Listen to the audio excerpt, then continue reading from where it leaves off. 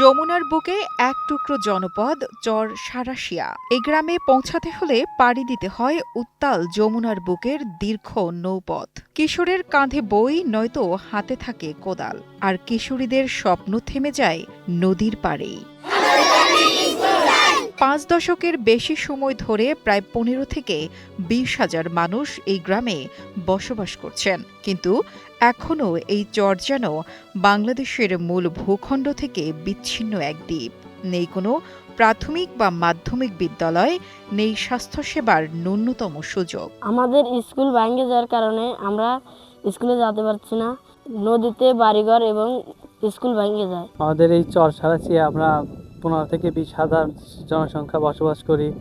এইখানে আমাদের সরকারি ব্যবস্থা বলতে কোনো কিছুই নাই। এখানে শিক্ষা ব্যবস্থা নাই, কোনো স্বাস্থ্যর কোনো নাই। আমাদের ছেলে পেলে পড়ানোর খুব ইচ্ছুক, কিন্তু আমরা নদীর ভাঙনের কারণে আমাদের স্কুল নাই বিধায় আমরা পোলাপান লেখাপড়া করাতে পারছি না। আমাদের খুবই জরুরি একটা স্কুলের দরকার। এই চরেই বেড়ে ওঠা শত শত শিশু কিশোর, যাদের স্কুলে যাওয়ার জন্য পাড়ি দিতে হয় ২ ঘন্টার নৌপথ। দিনের শুরুতে একটি মাত্র নৌকা ঘাটে ফিরে আবার সেই বিকেলে। ততক্ষণে যে সময় চলে যায় তা তাদের পড়ালেখা নয়, কাজের মাঠেই কেটে যায় জীবন।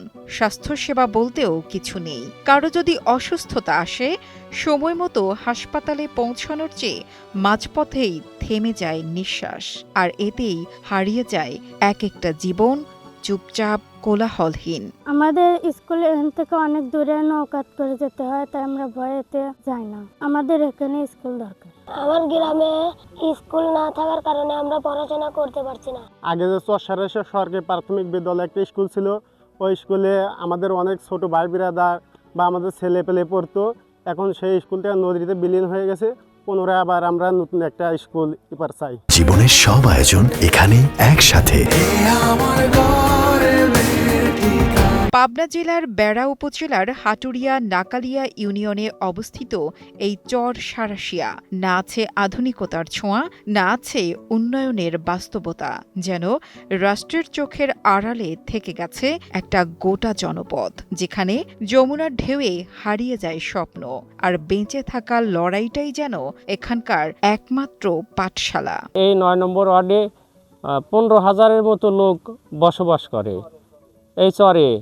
কিন্তু আমাদের এই শিক্ষা প্রতিষ্ঠান না থাকার কারণে আমাদের ছেলে মেয়ে গোমরা হয়ে যাচ্ছে, অশিক্ষিত হয়ে যাচ্ছে। ২০২৩ সাল থেকে ওই হাটালারালিয়া মৌজা ভাঙনের কারণে প্রায় ৮৫% বসতি চর সারাশিয়ায় এসে বসতি স্থাপন করে, যে কারণে আমরা চর সারাশিয়া সরকারি প্রাথমিক বিদ্যালয় চর সারাশিয়া মৌজায় পুনর্স্থাপনের দাবি জানাচ্ছি। এ ব্যাপারে বেড়া উপজেলা নির্বাহী কর্মকর্তা জানান, চর সারাশিয়ার শিশুরা যেন শিক্ষার আলো থেকে বঞ্চিত না হয়, সেজন্য উপজেলা প্রশাসন থেকে উদ্যোগ নেওয়া হয়েছে। ইতিমধ্যে উপজেলা প্রাথমিক শিক্ষা অফিসারকে নির্দেশ দেওয়া হয়েছে উপযুক্ত জায়গায় প্রাথমিক বিদ্যালয় মনোনয়ন করতে। জায়গা চূড়ান্ত হলে অস্থায়ীভাবে একটি প্রাথমিক বিদ্যালয় স্থাপন করা হবে, যাতে চর এলাকার শিক্ষার্থীরা নিজ গ্রামেই শিক্ষা গ্রহণের সুযোগ পায়। তবে একটা জায়গা সিলেকশন করে সেখানে একটা অস্থায়ী টিনের ঘর করার জন্য আমরা নির্দেশনা দিয়েছি।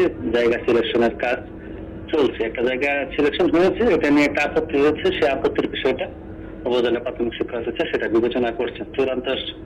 চূড়ান্ত জায়গা সিলেকশন হলে সেখানে একটা